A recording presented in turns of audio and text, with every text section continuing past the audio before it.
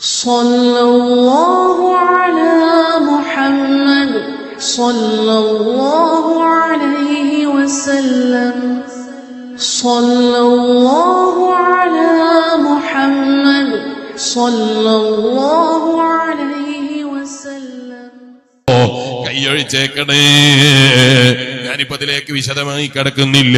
ഒരു മനുഷ്യന്റെ ജീവിതത്തിൽ ഖബറിൽ പ്രകാശമുണ്ടാകാൻ ഏറ്റവും അനിവാര്യമായ ഘടകമാണ് അൽ-ഇഖ്ലാസു ഫിൽ അമലി ലില്ലാഹ്. അല്ലാഹുവിന്റെ തൃപ്തിക്ക് വേണ്ടി അമല് ചെയ്യുന്ന സ്വഭാവം സമ്പാദിച്ചു. ഖബറിൽ വെളിച്ചമുണ്ടാകാൻ അനിവാര്യമാണെന്ന് ഖുർആൻ. രണ്ടാമത്തത് മഹാന്മാരായ പണ്ഡിതന്മാര് പറയാണ് വബിറുൽ വാലിദൈൻ. മാതാപിതാക്കൾക്ക് നന്മ ചെയ്തവന്റെ ഖബറിൽ പ്രകാശമുണ്ടാകുമെന്ന കാര്യത്തിൽ സംശയം വേണ്ട. വഅബ്ദുല്ലാഹ ലാ തുശ്രികൂ ബിഹി ശൈആ വബിൽ വാലിദൈനി ഇഹ്സാനാ. അല്ലാഹുക്ക് ആരാധനകൾ അർപ്പിക്കണം. ഒരിക്കലും നമ്മൾ ശിർക്ക് ചെയ്യുന്നവരായി പോകരുത്. വബിൽ വാലിദൈനി ഇഹ്സാനാ. മാതാപിതാക്കൾക്ക് നന്മ ചെയ്യുന്നവരാകണേ. അല്ലാഹുവിന്റെ ഖുർആൻ.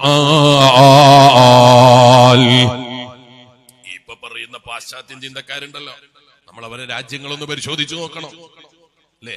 ലണ്ടൻ ആകട്ടെ, അതുപോലെ അമേരിക്ക ആകട്ടെ, അതുപോലെ സ്വിറ്റ്സർലാൻഡ്.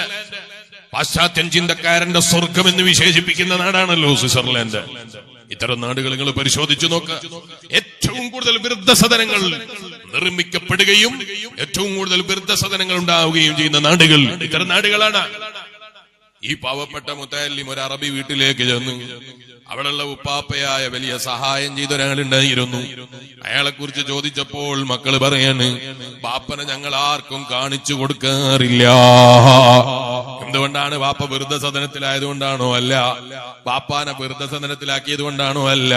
ഒരാളും ഞങ്ങളെ ബാപ്പക്ക് പ്രായമായപ്പോൾ ബാപ്പാക്കുണ്ടാകുന്ന ചില പ്രയാസങ്ങളുണ്ടല്ലോ, വിഷമങ്ങളുണ്ടല്ലോ, ആരോഗ്യപരമായ ബുദ്ധിമുട്ടുകളുണ്ടല്ലോ, അത് ഞങ്ങൾ മറ്റൊരാളെ കാണിക്കാൻ താല്പര്യപ്പെടുന്നില്ല. കുടുംബങ്ങളിൽ പോലും പലർക്കും കാണിക്കാറില്ല. നിങ്ങൾക്ക് അനിവാര്യമാണെങ്കിൽ കാണാൻ അവസരമൊരുക്കി തരാം.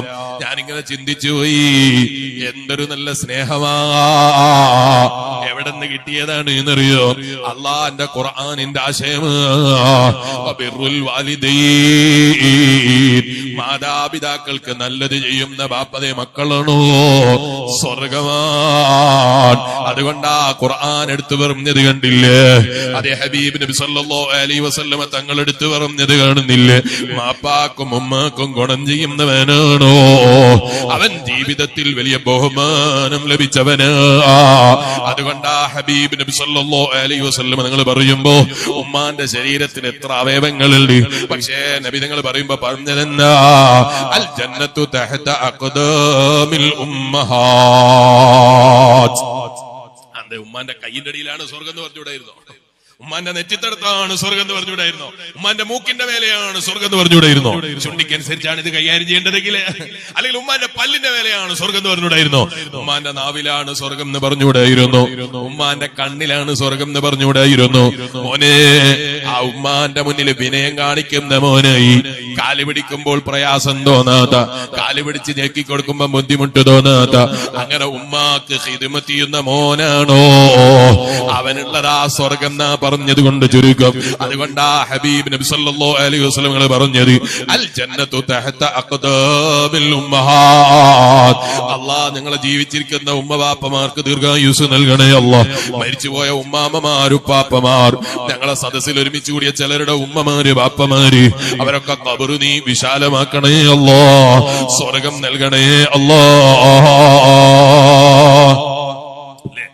ജന്നത്തു തഹ്ത അഖ്ദാമിൽ ഉമ്മഹാത്ത്. നിങ്ങൾ ആലോചിച്ച് നോക്കി, ഈ പറയുന്ന പാശ്ചാത്യൻ ചിന്തക്കാരൊക്കെയും അവരുടെ മക്കളെ കൊണ്ടുപോയി വൃദ്ധസദനത്തിലാക്കിയാണ്.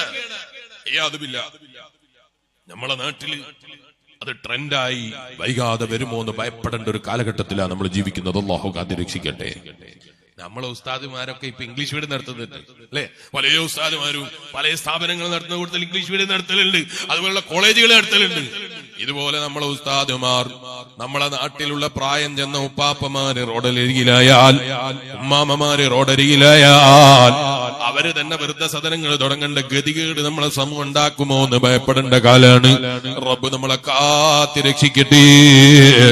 മൂല്യങ്ങളെ നഷ്ടപ്പെടുത്തുന്നൊരു കാലം വന്നാൽ, മൂല്യങ്ങളില്ലായ്മയുന്നൊരു കാലം വന്നാൽ, ബോധങ്ങളില്ലായ്മയുന്നൊരു കാലം വന്നാൽ, ജീവിതത്തെക്കുറിച്ചുള്ള ചിന്താഗതിയില്ലാത്തൊരു സമൂഹമായി നമ്മളെ സമൂഹം മാറിപ്പോയാൽ സംശയിക്കേണ്ട മുസ്ലിമേ, പാശ്ചാത്യൻ ചിന്തക്കാരനെ പോലെ ചെറുപ്പക്കാരായ ഞാനും ഭാര്യയും ജീവിക്കേണ്ട വീട്ടില് ഈ അച്ഛനും അമ്മയും ഒരു ഭാരമാണെന്ന് ചിന്തിച്ചിട്ട് വെറുതെ സദനത്തിൽ ചേർക്കുന്ന പാശ്ചാത്യൻ ചിന്തക്കാരന്റെ സ്വഭാവം ആഗ്രഹിക്കുന്ന എക്സ് മുസ്ലിമിന്റെ വാക്ക് കേട്ടിട്ട് വയത് കേൾക്കുന്ന പെങ്ങള് അവന് മഹിമ പാടാനിറങ്ങിയാൽ, അവന് ബഹുമാനം പറയാനിറങ്ങിയാൽ സ്വന്തം മക്കള് സ്വന്തം വീട്ടിൽ നിന്ന് ഇറക്കി വിട്ടിട്ട് വിരല് കടിച്ചിട്ട് കാര്യം ഉണ്ടാകൂല.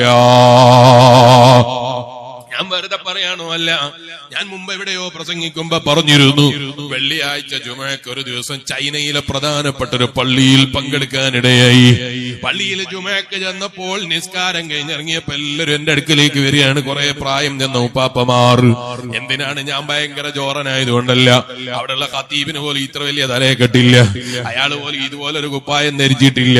അവിടെയുള്ള ഉപ്പാപ്പമാരൊക്കെ വലിയ തലയെ കെട്ടിട്ട് ഒരു മൊയിലാരി എന്ന നിലയ്ക്ക് ഭയങ്കര ആയാലിമായതുകൊണ്ടല്ല വേഷം കണ്ട് തെറ്റിദ്ധരിച്ചതാണ്. അവരെന്റെ അടുക്കലേക്ക് വന്നിട്ട് അവരെന്നോട് എന്തൊക്കെയോ പറയാണ്, എനിക്കൊന്നും മനസ്സിലാകുന്നില്ല. കാസർഗോഡ് ജില്ലക്കാരനായ ഒരാൾ എന്റെ കൂടെ ഉണ്ടായിരുന്നു. അയാൾ ട്രാൻസ്ലേറ്റർ ഓണാക്കിയിട്ട് അത് കേൾപ്പിച്ചു തന്നു. കേട്ടിട്ട് അയാൾ എനിക്ക് വിശദീകരിച്ചു തന്നു.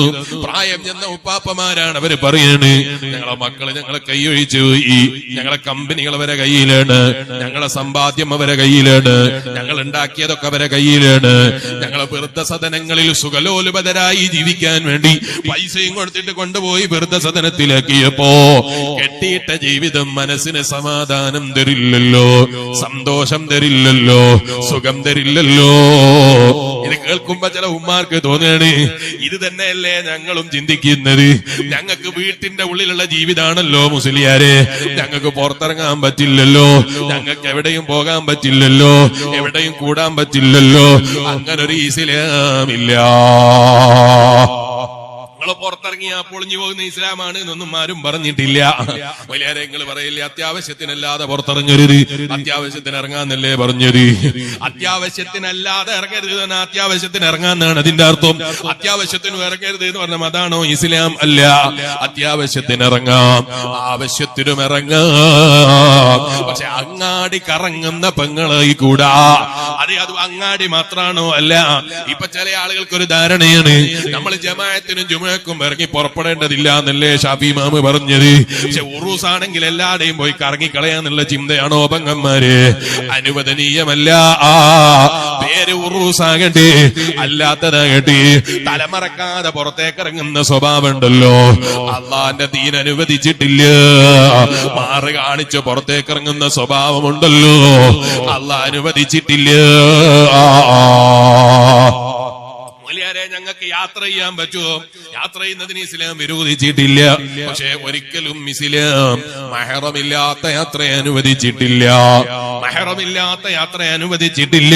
കാരണം പെണ്ണിന് സംരക്ഷണം കിട്ടണമെന്ന് പറഞ്ഞ മതമാണ് ഇസ്ലാം. ഏതെങ്കിലും ഫെമിനിസ്റ്റ് വാദികളായോ, അല്ലാതെ ലിബറലിസം തലക്ക് പിടിച്ചവനോ, അതുപോലെ എത്തിസ്റ്റ് തലക്ക് പിടിച്ചവനോ, അവൻ ആഗ്രഹിക്കുന്ന ഒരാഗ്രഹം ഉണ്ടല്ലോ, തന്തയില്ലാത്ത മക്കളുള്ള കുറെ ഉമ്മമാര് വേണം.